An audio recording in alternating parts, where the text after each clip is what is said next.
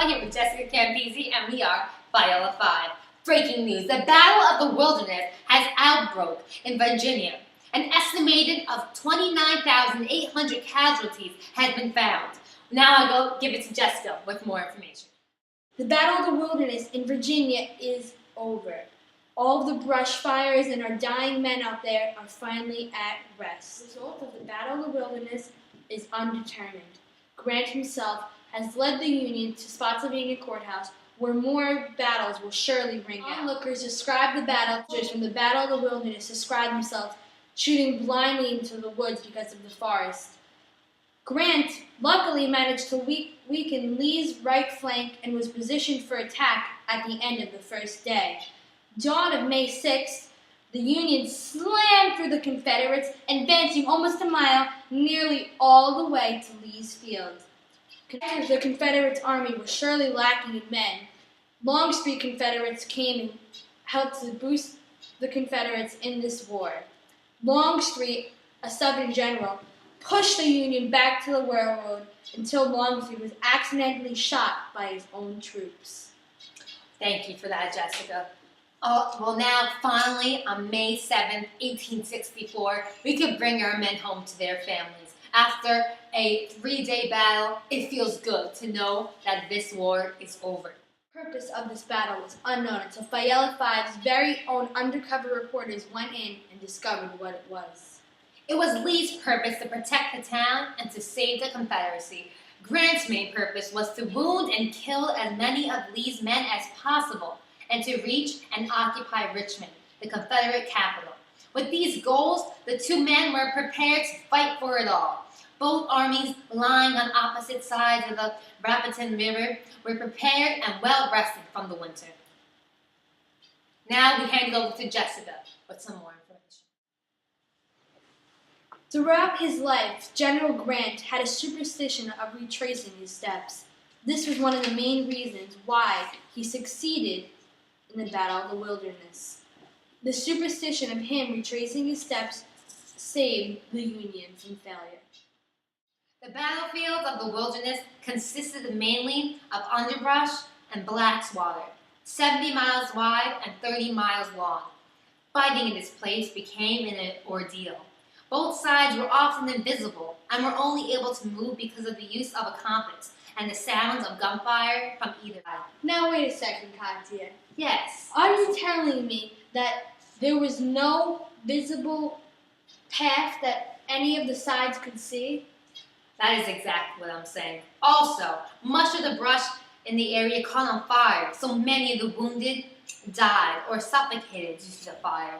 With smoke-filled woods caused an underbrush fire, many troops lost their way and ended up shooting at their own men. Even one of Lee's generals, General James Longstreet, was shot in the shoulder by his own troops. By nightfall, this bloody, brutal battle was over. Neither side made any advance. This battle, however, was not the end of the campaign. Grant kept moving forward towards Richmond while flanking Lee onto Spotsylvania, where the campaign continued. Now I hand it back to Jessica with some more breaking news. When Longstreet was accidentally shot by his own troops from all the confusion of the Wilderness, the Union was able to regroup and hold their position. This was one of the main reasons why this did not turn out to be a tragic war. The Battle of the Wilderness was a bloody battle between two generals, Ulysses S. Grant fighting for the Union and Robert E. Lee fighting for the Southern Confederacy.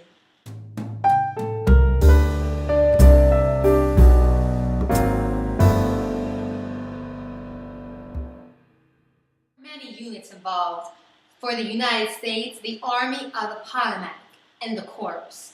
And on the Confederate side, Army of the Northern Virginia. The strength... Now, are you telling me that simply was the South outnumbered? Yes, you see that the South was outnumbered. The North had an amazing 101,895 troops, while the South had an only 61,025 troops. Does that seem fair to you? Well, no, but you also have to reconsider the point that Longstreet did come back with hundreds from the battle, described it being one of the bloodiest they'd ever seen.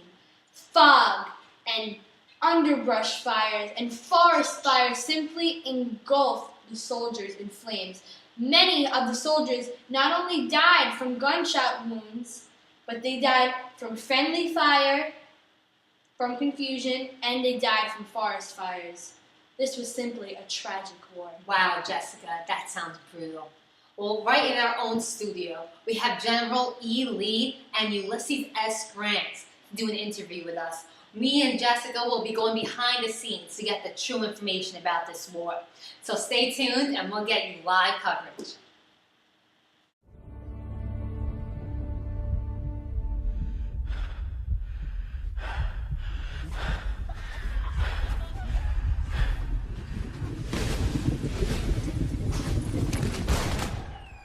This video of the Battle of the Wilderness, found on YouTube, portrays the harsh conditions these men were working in. It really gives you a feel of how it would be to be in the war. Hi, I'm reporter Kati Twal here with Ulysses S. Grant, and we are sitting on the actual battlefield that the Battle of the Wilderness was fought in. If you look around us, we have all these. We have a beautiful scenery behind us. We have trees, and in the back is a river that they actually fought. This is an amazing experience to actually be out here with such an amazing general from the war. Okay, so hi, so thank you so much for agreeing to do this with us. So how did it feel to be fighting against these men? You knew that you would be risking your life in this war, but what kept you going throughout this war? Easily, what kept me going is from my men. My men are the reason I'm here. They give me strength to go on. I basically said as soon as we walked into the battlefield, I propose to fight this out even if it takes all summer. I'm heartily sick of hearing what Lee is going to do. Some of you always seem to think that he is going to do a double somersault and land in our rear and on both of our flanks at the same time. Go back to your command, which is what I do because I have superstition, and try to think what we are going to do to ourselves instead of what Lee is going to do. Overall, I call this battle a success. Mostly Confederate soldiers were the casualties in this war. Our Union men fought for our families back home and for our country back home. Our main goal is to reunite this country. So, Ulysses, what was your main strategy during this war? I mean, you had men all over the place. You were fighting in the middle of the wilderness. You had no visible path. There was fires everywhere. What strategy were you using to make sure this war was a success? Well, basically, we were waiting to tire out Robert E. Lee and his men. We were basically trying to just eliminate as many numbers of the Confederates as we could, because that was the main plan. We weren't wanting to capture it, we wanted to weaken the Confederate army. And eventually we did. But, sadly, Lee got Longstreet, another Southern general, to come and bring in new reinforcements. At that time, I thought the war was over. They were flanking in us on both sides. We really had no chance until a friendly fire caught Longstreet off guard, and it shot him in the arm. And that gave us soldiers time to regroup, replan, and win this battle. Wow. Sounds like you had a real plan going out. Well, thank you so much for being with us. This interview really gave us a true understanding what actually happened during the Battle of the Wilderness. So thank you so much once again. Next, reporter Jessica Campese will be interviewing Robert E. Lee. We have him waiting in our studios, so stay tuned. Thanks, guys. Hi, I am Jessica Campese, local newscaster of Faiella 5, and I am here with General Robert E. Lee, General of the South.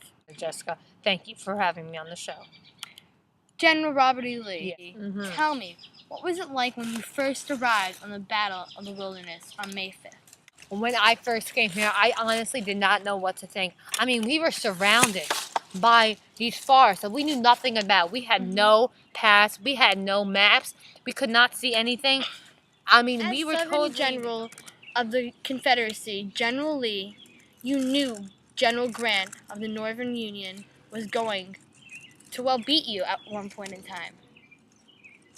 And you eventually had to call Longstreet, another Southern general. Very true. And when you called him, what exactly happened? Basically, we thought at one point the Confederacy was going to win, but what happened? Well, Jessica, I called in Longstreet after I tried my hardest. I mean, my men were dying. We had no chance. I really felt like I could not go any longer. We were going to lose, and I could not afford to lose this battle. I had to do whatever it takes to make sure this battle was a success. So I called in my friend General Longstreet. He brought in his hundreds of men, and that's how we fought. We fought till the end, and I am very proud of that. Thank you for watching Faiella 5 in the special Eyewitness News Report. Katya Twal is currently in the studio working on the next major news topic. Where is Ulysses S. Grant taking the Civil War battle? Well, just in, he's taking it to Spotsylvania Courthouse. See you then. Catch us next time on Faiella 5.